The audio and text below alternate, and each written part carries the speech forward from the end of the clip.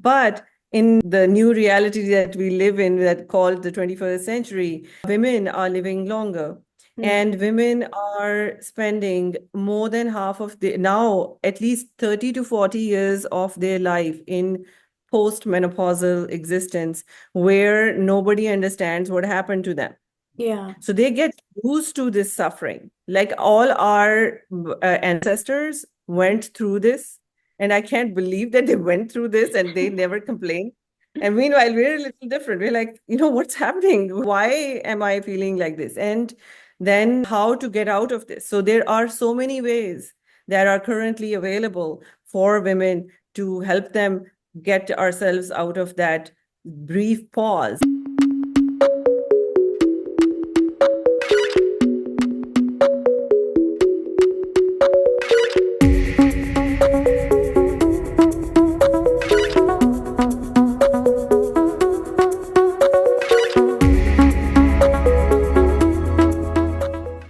Hello, everyone. Welcome back to another episode of Functionally Autoimmune. I'm so happy that you're here with us today. I have a fantastic guest on the show. With me is Dr. Sophia Din. She is board certified family physician and an expert on so many things, beauty, women, and a lot of different topics that we might touch on today. Thank you so much, Sophia, for being with us today. Thank you, Brandi. I am also very happy that we're talking, and I'm very interested in what you talk about, autoimmunity Yeah, also. So thank you for having me.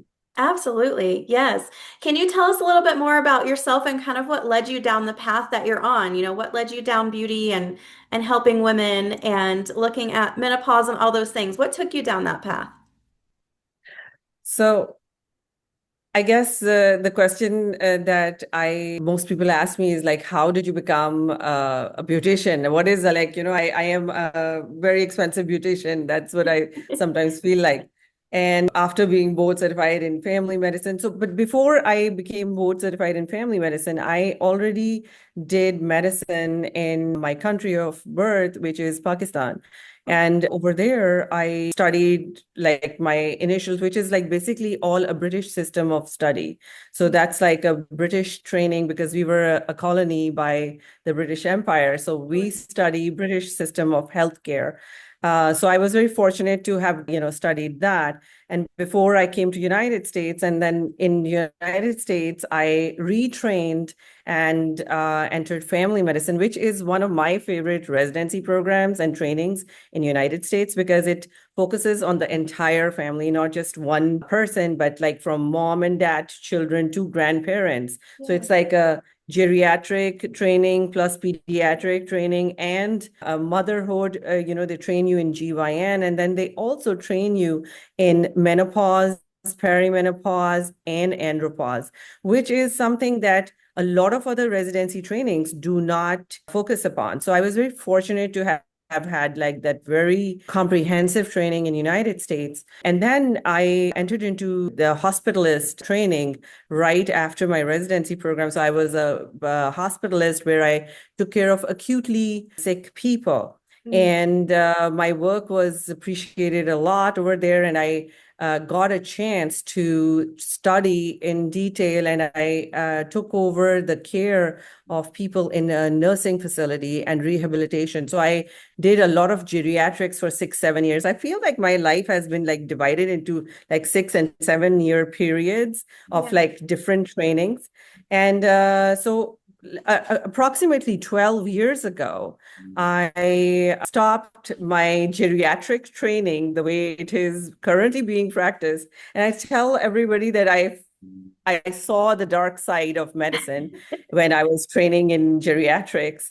And that's where I turned around and I started doing something for myself. I was also personally aging around that time. I was in my 40s. Things were beginning to fall apart. And I was like, what is happening to my body? My system is not that energetic and well oiled anymore. And I know that all women come to that, sputtering where the engine is sputtering and you're like, oh my God, today I'm with energy. Tomorrow I'm like fatigued and like things are not moving for even myself. So that's when I started focusing on perimenopause and menopause and the fact that your skin is disintegrating, what to do for your skin, for your hair, and what are the things that are natural, what are the things. So I studied a lot of integrative medicine and also a lot of functional medicine. And I also trained in a lot of energy devices, which were FDA approved and cleared.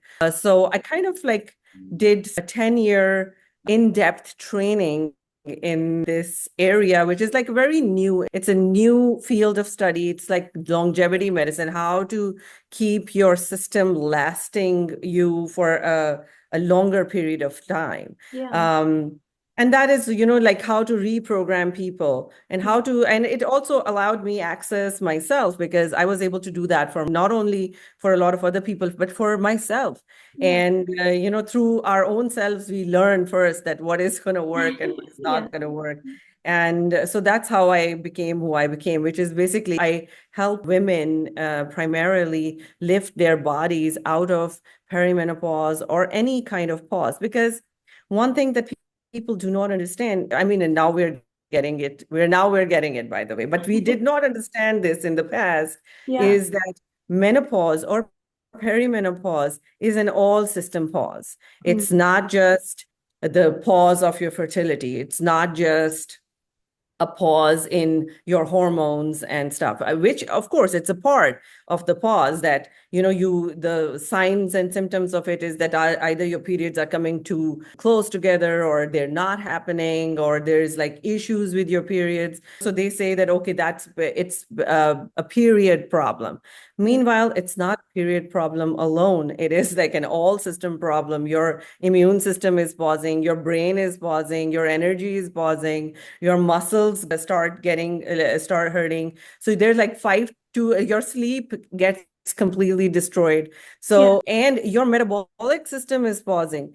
The worst thing that happens to women is that they're like, we're eating fine, we're sleeping fine, we're exercising, like whatever, and we are continuously gaining weight. We cannot get rid of that weight.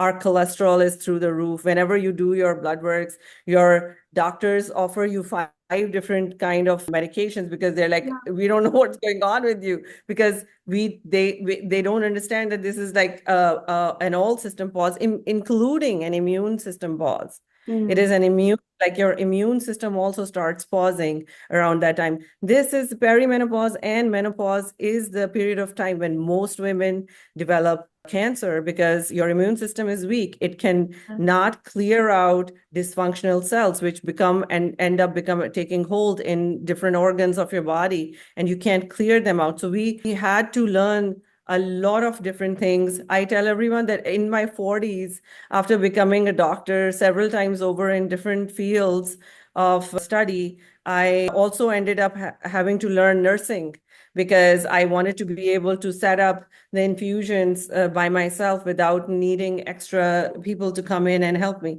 So yeah, that's what I do. I know I do a lot of things and I'm throwing a lot of things at you, but that's the course of my life that, I work in longevity medicine. So longevity medicine is like how to keep your entire body together Yeah. and help you stay in that body for a period of time without it falling apart, Yeah. without it being a victim to different diseases that are all set. I tell everyone that there are several ways that the cookie will crumble, but there are very few ways that the cookie can be kept together. Yeah. And that's it. So I do a lot of things. And the reason any good longevity medicine doctor does well is the only doctors who do very well in our field are the ones who are trained in different areas. So you're not just taking care of somebody's skin, you are also taking care of their internal organs. And you're not just taking care of their internal organs, you're also looking at them and seeing that, they are still attached to versions of self that they like best, that work the best for them, because every human has a purpose. That, like, Brandi, you have a purpose. That your purpose, I'm not aware of that purpose, but whatever that purpose is, Mm. by the time you get to that purpose, you need to have like a body that's functioning, a brain that is functioning to act it out, to manifest it, and to bring it to reality. And most people, by the time they meet their purpose, they're like almost half of them is already ready to disintegrate. So they Mm. don't have that energy, they don't have that strength to carry on that purpose. So my purpose is to help people carry on whatever they're supposed to be doing, and just help guide them that what are the things that will help them. Yeah, I Okay, love that that. was a long answer, I know. No, I love that. I think it's great. And I completely agree with you. I think that so many people, women especially, perimenopause is a very new term. I think a lot of people are just learning what that is. They've maybe never heard it before. They maybe knew what menopause was because maybe their grandmother or their mother or someone mentioned it, so they have an idea of what that is. But perimenopause seems like it's something that's very new that people are just kind of learning about. So how do we meet that head on? How do we know, we know that thing is coming. So how do we take that on? How do we prepare for that?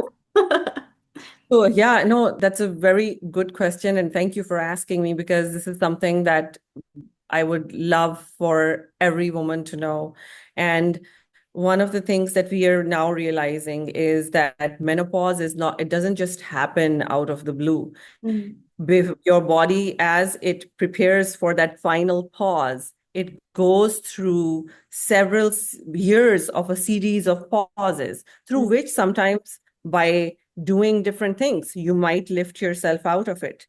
Sometimes, so it's basically a brief pause mm. in your functioning, which can last for a month or a couple of months, and then you're out of it. And then you start going, experiencing your life the way you used to be experiencing it. However, those during the perimenopausal slumps in your activity and in your energy and everything else, those slumps are, when you go to a doctor and you do your blood work, it doesn't really show much. It is more a constellation of symptoms Yeah. rather than something that is visible on a lab work. So when you go to your primary care or your GYN, for instance, or something, and you complain about this and that and sleep and constipation and this, and they check your blood work and everything turns out fine. They're like, dude, everything is fine. What are you talking about? Yeah. It must be in your head. And especially if you go to a guy who has never experienced a period in his life or any pain in his life, and Yeah. here you are having a period like every 2 weeks, those guys have no clue. They can't identify with you. Mm. So we have been gaslit Right. in the Yes, medical, exactly. because it's not their fault as much, also because nobody knew. It's not Yeah. just you. So we were getting some grandmother must, and plus on top of everything, women are secretive about this. Mm. Yeah. Women would maybe pass on this information to their daughter, but like we are not, where we whisper about our problems. We Mm. whisper about our sexual problems. We whisper about our different issues that happen to us during our pauses. Sometimes you can get into a slump right after childbirth. Mm. Right after childbirth, you can, childbirth for a young woman in her 30s is like a car crash happening to a body. Yeah. You're creating new life, but in the process, your own body is going to be destroyed. But our bodies, a woman's body is capable of miracles. Ever since we are also, we can bring in life. So Yeah. we are capable of the miracle of healing ourselves. Mm. So women will, when you're younger, you will be able to reverse and get out of that slump and start your life again, and even have multiple pregnancies. But in the new reality that we live in, that called the 21st century, women are living longer, Mm. and women are spending more than half of the, now at least 30 to 40 years of their life in post-menopausal existence, where nobody understands what happened to them. Yeah. So they get used to this suffering. Like all our ancestors went through this. And I can't believe that they went through this and they never complained. And meanwhile, we're a little different. We're like, what's happening? Why am I feeling like this? And then how to get out of this? So there are so many ways that are currently available for women to help them get ourselves out of that brief pause. Basically, what we are discovering right now is that your body is going to stay in this period of perimenopause for at least a decade before the actual pause happens. So usually it may start at 40, 41, 42, and it will stop for you like in by the time you're 52 or 53 suddenly. And then when you stop, and one of the physical symptoms that you will be able to tell that you're in perimenopause when you go to your primary care or your GYN, they want to wait for you to not have had a period for a whole 1 year before they label you as menopause. And then your postmenopausal journey starts, which in the United States at this time, women do it completely helplessly. There is no help. There is no help. There is nothing out there. Your insurance is not going to give you nothing for that. You will have to find providers. You will have to find doctors who have trained themselves. And so they're not even training doctors during residency program or even in med schools. They now are going to start adding certain chapters on actual women's health. And the only reason I am such a big proponent of it is because I always was interested in women's health. Initially, when I started med school, I was like, I'm going to be an OBGYN. And I would have become an OBGYN if I was in my country of birth. But then I came to United States, and family medicine had a very good OBGYN section. And there was so much emphasis on women's health. So I felt at home in this, training. But doing geriatrics and watching women get old without any help. And, I tell everyone that whoever says that let yourself age naturally and just don't do anything about it, they should go and visit a nursing facility, nursing home, and they should go there for a week and at least spend 2 hours there with the residents before they make up their mind that should they let themselves go like that. And it's just not fun. It's very painful. The suffering is real. We give them medications, and we're basically treating their problems after they've occurred. These problems of aging are best treated proactively as you are happening. So I'd say I tell people that don't let go.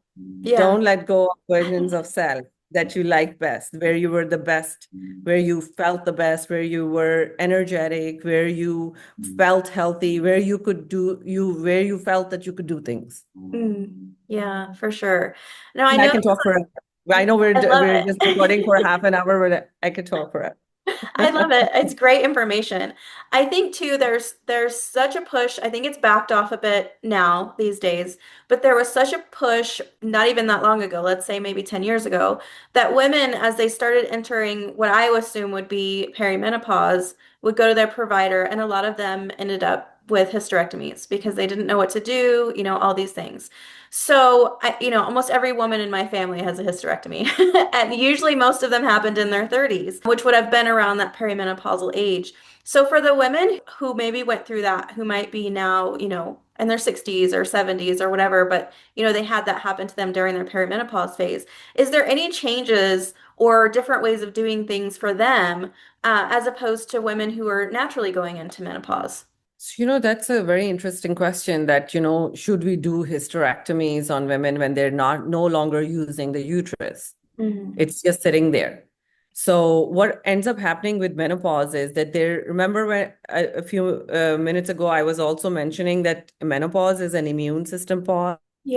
So when the immune system is pausing, it cannot remove some of the dysfunctioning cells because the cells begin to dysfunction. And there are certain parts of the equipment, the birthing equipment that we have, which is your uterus, which are also there right next to the uterus. There are little tiny tubes called the fallopian tubes, and they're attached to the ovaries. You have two ovaries. So imagine that, first, it's very important to understand that equipment that we all carry. So that equipment, imagine this, I tell women that you have a kitchen inside you. This kitchen can cook up a new human. And so that kitchen, it has two chefs, the two ovaries. The two ovaries generate the eggs that need to be fertilized, right? So once and imagine those two chefs creating two eggs, one or two eggs. So, sometimes one ovary creates an egg and next month the another. Your ovaries every month create there are at least 10,000 eggs Wow. that go into the race of, this is evolution. So Yeah. you start preparing with 10,000 eggs. It's a marathon race. All the eggs will run. And there's only one code, one genetic code that's going to be the winner. Yeah. There's natural selection. So one code will come up and say, okay, fertilize me. And then your uterus, which is the kitchen where Mhm. everything will get cooked, Yeah. lays down this 12-course meal waiting for the arrival of someone Yeah. to, create something for us. And when this arrival doesn't happen and that code doesn't get fertilized, your ovaries and your uterus becomes completely, it's like a kitchen. Imagine you setting up a meal, 12-course meal for the person who, that you're seeking, and Mhm. the guest never comes. Yeah. And or the guest comes and never gets to that meal. What Yeah. ends up happening after a couple of days, that meal gets ruined Mhm. because nobody consumed it, and your system throws it out of your system. Mhm. And the chefs start the regeneration for the next month. Yeah. The what code will win. So that's the natural system that is happening until we are done, until we are hitting perimenopause and then menopause, where the kitchen is out. No more preparation. They just retire. They're like both the chefs retire. They're like, we're done. We're Kitchen's done with closed. this person. This person is a lost cause. Nothing's gonna happen over here. So at that point, there are certain unused parts of your system that can become prone to cancer because the hormones are no longer being prepared. Your immune system is weak. Your kitchen is like just start sometimes, lays down a thing without food, and then sometimes creates different structural abnormalities also, like fibroids and stuff, which make you bleed more Mm. sometimes. So your body is in constant tizzy after menopause. So if you start taking exogenous hormones to give a little chemical balance to your system, that also is not gonna, sometimes work as well, because it can just backfire onto other systems, because anything exogenous, currently most hormones, when you take them orally, they act like steroids. Mm. So a lot of women that I meet, when they take hormones exogenously, yes, they find some relief because remember, humans are nothing but a chemical reaction that is occurring under our skin. So yes, some of the problems may get solved, but other problems may just arise with those things. So one of the questions that women ask ourselves is that, is it worth keeping that equipment Mm. when it's no longer birthing? Mhm. So yes, the ovaries maybe, but and again, this equipment hides cancer cells very, very well. Yeah. So ovarian cancer, by the time people discover, it has already spread Yeah. to lymph nodes and whatever. So, and there's no routine screening that Mm. we do for people to see like, hey, do you have this? And even when you go to your primary care, we don't do like tests that are, going to figure it out. And sometimes even when we do the tests, they're not like 100% accurate Yeah. because everything has like a margin of error. Mm. So scientifically, yes, we are slowly getting to that realization that during perimenopause to start some supplementing certain hormonal things so that you never really reach that pause that quickly, but then you're also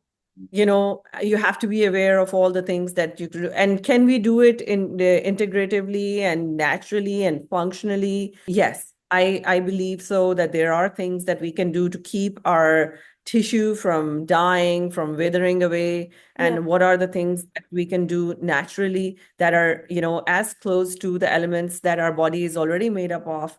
And yes, there are things that we're doing. And I tell women that, you'll have to find a provider near you who's capable of doing Yeah. this for you and is capable of figuring out where you are in that pause, in Yeah. your pause life, where you are. Are you very early? Are you post? And the treatment protocols are different. Mm. So I know we talked about the fact that women went through hysterectomy. The thing is that if you're getting anemic because of severe bleeding, Hmm. anemia is no good for you. Yeah. It's going to keep you tired. It's going to make you, even your immune system will even weaken even more. So, you gotta weigh the benefits and, other things. It's kind of, that's why I call it a concierge thing where, Yeah. every human is different because your life is different. What you've been through is different. The code that you're carrying represents ancestors that are completely different than others. So Yeah. every human that I've met is so unique that we just cannot do cookie cutter medicine anymore. Yeah. It's like currently the insurance industry in the United States is such where it acts more like an auto insurance, Mm. where, they treat your body as if you were a car. Yeah. It only gets activated when you have a certain number of diseases or, you have like some problem. So it's Yeah. more like a sickness and disease management system. Mhm. However, what a human body requires is a system of health Yeah. where we should prevent the system from disintegrating for as long as possible because we've successfully increased people's lifespan. And, so we're living like twice as long as our ancestors, which Mhm. is great. I mean, just like 100 years ago, our ancestors were living much less than what a normal human lives in the United States. Yeah. But we have not been able to extend the health and wellness of the lifespan because now the next target is that how to increase the health and wellness of your system for the entirety of your lifespan, not just for the few years that you're going to be naturally young and healthy, Yeah. and then just wait like sitting ducks until some disease has befallen upon you, and then, just throw a medication, which may act like a band-aid for you, but it's not going to relieve you from your symptoms. Yeah, yeah, absolutely. I think that's a great reminder too, is that, we are control to an extent we're in control of our bodies and our health. And so we do have choices that we can make and things that we can do. We're not just, we don't have to just sit around and wait for it to happen to us. Yes, 100%. Exactly my point. Yeah, absolutely. So I have to ask, are there preventative measures? Are there things people can do to either ease their way into perimenopause and menopause, to slow it down, make it happen a little faster? Are there things that people can do to kind of make that a gentler transition? I tell people, don't even transition into perimenopause. Yeah. Stop. Keep yourself lifted. Yeah. Think of your body as the temple that you are going to be in this lifespan, in this Yeah. physicality that you are, this dimension that you have been born in. Mhm. Your consciousness is resides this vessel, Yeah. and one of your cardinal responsibilities is to protect this vessel from disintegrating. Yeah. And perimenopause or menopause or disease, whatever, I go through your journey, but go through your journey knowing that there are now tools that will give you agency over your system. And it is up to you to go and get it. Now, the thing is that your insurance companies may not cover this because your insurance company will cover your disease, but not your health and wellness, Hmm. not your longevity. Yeah. So all of your health, your wellness, your longevity, your beauty, all of those things are out-of-pocket expenses. Yeah, absolutely. So yes, there are things that we do for people, but again, it's like a spectrum of things that you may need. Every human is different because where you are in the pause. So you need to go and see somebody who will be able to. So if it is a hormonal problem, you do hormone. If it is a metabolic problem, you do something else. If this is a, hair and skin problem, it's something else. If Yeah. it is a brain problem where your brain is not perceiving you the way it used to perceive you, and now you are depressed or anxious or worried, that is a different problem. And that also has things that we can do for Yeah. you. I love that. That's great advice. Before Thank we you. run out of time, I want to make sure that we have a few minutes to find out where people can find you, where they can reach out to you. I know we talked about you have a podcast as well, so where can people find your podcast? I want to make sure we can give anyone access that is interested or likes what they hear and are like, I have to call her because I need all the help.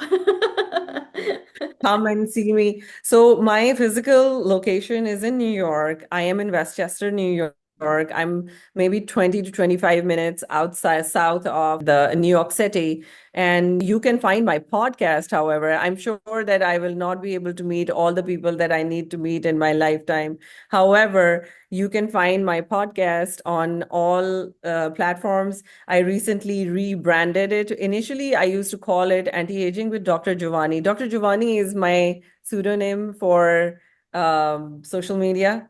And Dr. Giovanni is basically because my company is called Giovanni, and I am the doctor at Giovanni, so people call me Dr. Giovanni all the time. But my podcast is now called Bathroom Diaries, and the reason I call it Bathroom Diaries is because women spend a lot of time in the bathroom.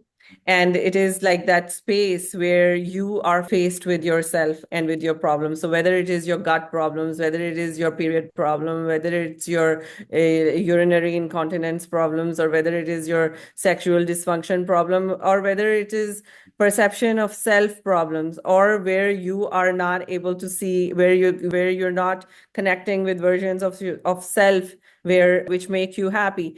Whatever problems are there, we talk about it. It's like nothing is off the table for us, and we want to, just go through I want to be inside your brain when you're sitting inside when you're in your bathroom. I Yeah. want you to hear me. So when you say bad things to yourself, I want my people to hear me that no, this is not bad.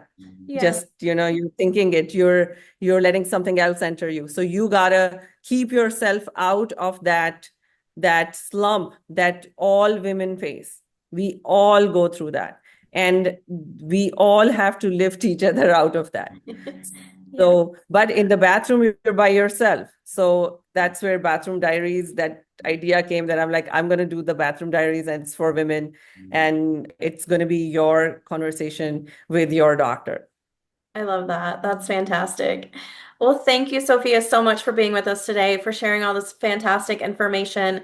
I think it's so beneficial and helpful. There's so many women out there who are struggling that I know are going to be really happy to hear all of these things and it's going to help them a lot. So thank you for what you do and thank you for joining the show today.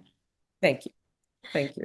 Yeah, and thanks everyone for listening to another episode. If you are looking for Dr. Sophia Din, I will put all of her information in the show notes as well, just in case you weren't able to write that down. So you can find her podcast, you can find her, and all of her wonderful information. So thank you again for listening.